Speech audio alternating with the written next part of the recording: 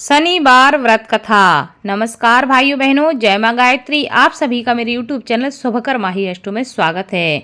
आज के इस वीडियो में सुनते हैं शनिवार व्रत कथा। सभी से विनम्र निवेदन है, अगर आप मेरे चैनल पर पहली बार आए हैं तो प्लीज वीडियो को लाइक, चैनल को सब्सक्राइब और वीडियो को ज्यादा से ज्यादा शेयर अवश्य करें, ताकि आपके साथ साथ आपके अपने भी इस कथा का लाभ ले सकें और शनिदेव की कृपा आपके साथ, आपके घर परिवार पर हमेशा बनी रहे। शनिदेव की विशेष कृपा प्राप्ति के लिए शनिवार के दिन शनिदेव की इस कथा का स्मरण अवश्य करना चाहिए। इस कथा को सुनने से तथा दूसरों को सुनाने से शनिदेव की विशेष कृपा होती है तथा जीवन के समस्त प्रकार के संकट समाप्त होते हैं। एक समय की बात है कि स्वर्गलोक में सबसे बड़ा कौन है, इस प्रश्न पर 9 ग्रहों में वाद विवाद हो गया। विवाद इतना ज्यादा बढ़ गया कि परस्पर भयंकर युद्ध की स्थिति बन गई। निर्णय के लिए सभी देवता देवराज इंद्र के पास पहुंचे और कहने लगे कि हे देवराज, आपको निर्णय करना होगा कि हम में से सबसे बड़ा कौन है। देवताओं का प्रश्न सुनकर देवराज इंद्र उलझन में पड़ गए। इंद्र कहने लगे, मैं इस प्रश्न का उत्तर देने में असमर्थ हूँ। हम सभी पृथ्वी लोक में उज्जैनी नगरी में राजा विक्रमादित्य के पास चलते हैं। वह ही निर्णय करेंगे कि कौन सबसे बड़ा है। देवराज इंद्र सहित सभी देवता उज्जैनी नगरी पहुँचे। महल में पहुंचकर जब देवताओं ने उनसे अपना प्रश्न पूछा तो राजा विक्रमादित्य भी कुछ देर के लिए परेशान हो उठे, क्योंकि सभी देवता अपनी अपनी शक्तियों के कारण महान थे। किसी को भी छोटा या बड़ा कह देने से उनके क्रोध के प्रकोप से भयंकर हानि पहुंच सकती थी। अचानक राजा विक्रमादित्य को एक उपाय सूझा और उन्होंने विभिन्न धातुओं स्वर्ण, रजत, कांसा, तांबा, चांदी, सीसा, रांगा, जस्ता, अभ्रक व लोहे के 9 आसन बनवाए। धातुओं के गुणों के अनुसार सभी आसनों को एक दूसरे के पीछे रखवाकर उन्होंने देवताओं को अपने अपने सिंहासन पर बैठने के लिए कहा। देवताओं के बैठने के बाद जब राजा विक्रमादित्य ने कहा, आपका निर्णय तो स्वयं हो गया है। जो सबसे पहले सिंहासन पर विराजमान है वही सबसे बड़ा है। राजा विक्रमादित्य के निर्णय को सुनकर शनिदेव को बड़ा ही क्रोध आया। शनि देवता ने सबसे पीछे आसन पर बैठने के कारण अपने को छोटा जानकर क्रोधित होकर कहा, हे राजन, हे विक्रमादित्य, तुमने मुझे पीछे बैठाकर मेरा अपमान किया है। तुम मेरी शक्तियों से अभी परिचित नहीं हो। मैं तुम्हारा सर्वनाश कर दूंगा। शनिदेव ने कहा, सूर्य एक राशि पर 1 महीने, चंद्रमा 2.25 दिन, मंगल 1.5 महीने, बुध और शुक्र 1 महीने, बृहस्पति 13 महीने रहते हैं, लेकिन मैं किसी राशि पर 7.5 वर्ष तक ही रहता हूँ। बड़े बड़े देवताओं को मैंने अपने प्रकोप से पीड़ित किया है। राम को 7.5 के कारण ही वन में जाकर रहना पड़ा और रावण को 7.5 के कारण ही युद्ध में मृत्यु का शिकार बनना पड़ा। राजा, अब तू भी मेरे प्रकोप से बच नहीं सकेगा। इसके बाद अन्य ग्रहों के देवता तो प्रसन्नता के साथ वहां से लौट गए, परंतु शनिदेव बड़े क्रोध के साथ वहां से विदा हुए। राजा विक्रमादित्य पहले की तरह ही न्याय करते रहे। उनके राज्य में सभी स्त्री पुरुष बहुत आनंद से जीवन यापन कर रहे थे। कुछ दिन ऐसे ही बीत गए। उधर शनि देवता अपने अपमान को अभी भी नहीं भूले थे। विक्रमादित्य से बदला लेने के लिए एक दिन शनिदेव ने घोड़े के व्यापारी का रूप धारण किया और बहुत से घोड़ों के साथ उज्जैनी नगरी पहुंच गए। राजा विक्रमादित्य ने राज्य में किसी घोड़े के व्यापारी के आने का समाचार सुना तो अपने अश्वपाल को कुछ घोड़े खरीदने के लिए भेज दिया। घोड़े बहुत ही कीमती थे। अश्वपाल ने जब वापस लौटकर इस संबंध में बताया तो राजा विक्रमादित्य ने स्वयं आकर एक सुंदर व शक्तिशाली घोड़े को पसंद किया। घोड़े की चाल देखने के लिए राजा उस घोड़े पर सवार होते हैं तो वह घोड़ा बिजली की गति से दौड़ पड़ा। तेजी से दौड़ता घोड़ा राजा को दूर एक जंगल में ले गया और फिर राजा को वहां गिराकर जंगल में कहीं गायब हो गया। राजा अपने नगर को लौटने के लिए जंगल में भटकने लगे, लेकिन उन्हें वहां से लौटने का कोई रास्ता नहीं मिला। राजा को भूख प्यास लग आई थी। बहुत घूमने पर उन्हें एक चरवाहा मिला। राजा ने उससे पानी मांगा। पानी पीकर राजा ने उस चरवाहे को अपनी अंगूठी दे दी।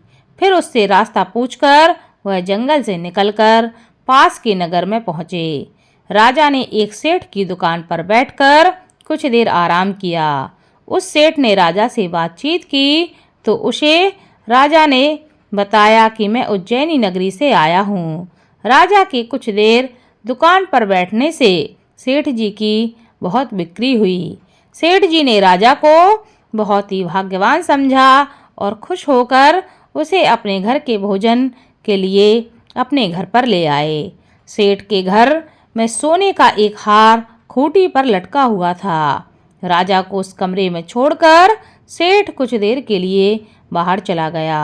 तभी एक आश्चर्यजनक घटना घटती है।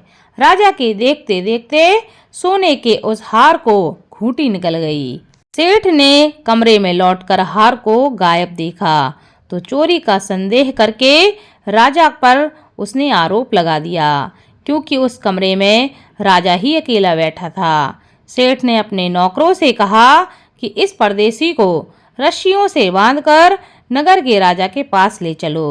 राजा ने विक्रमादित्य से हार के बारे में पूछा तो उसने बताया कि उसके देखते ही देखते खूंटी ने हार को निगल लिया था। इस पर राजा ने क्रोधित होकर चोरी के अपराध में विक्रमादित्य के हाथ और पैर काटने का आदेश दे दिया।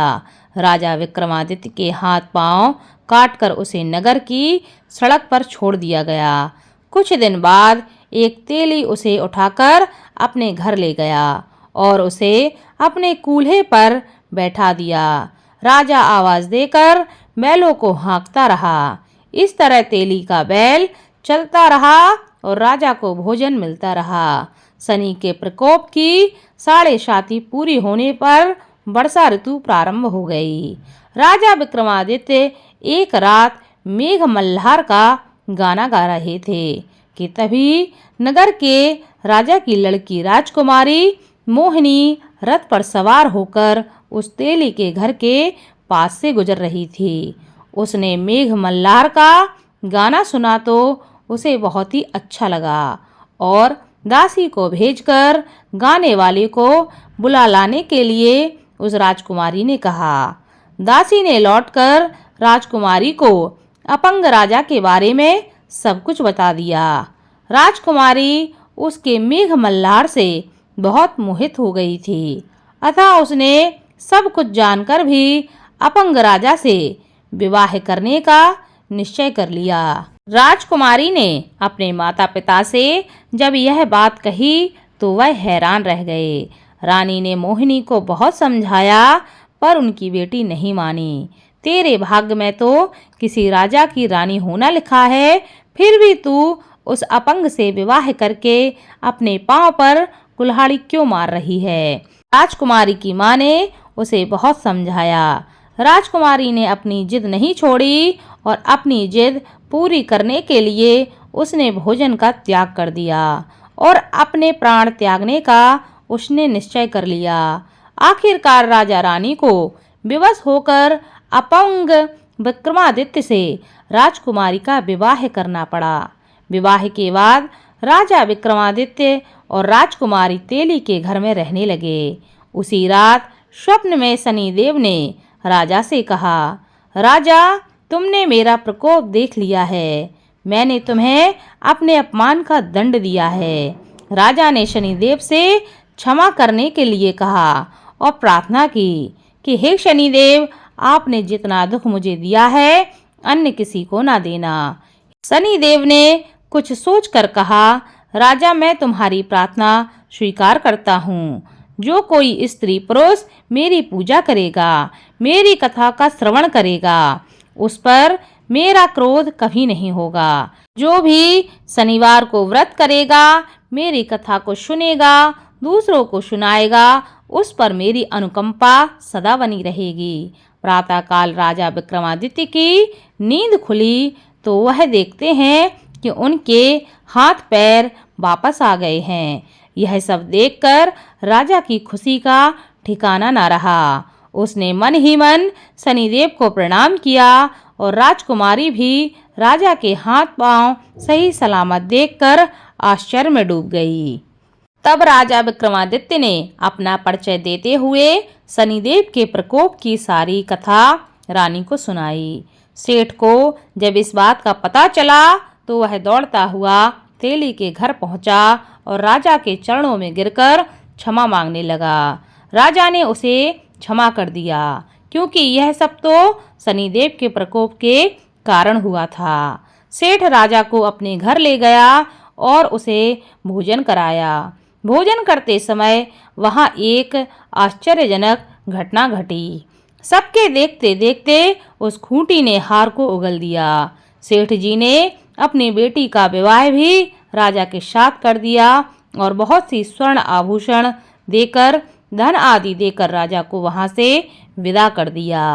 राजा विक्रमादित्य राजकुमारी मोहिनी और सेठ की बेटी के साथ उज्जैनी नगरी वापस पहुंच गए। वहां के नगरवासियों को जैसे ही पता चला कि राजा वापस आ रहे हैं, सबने उनका स्वागत किया।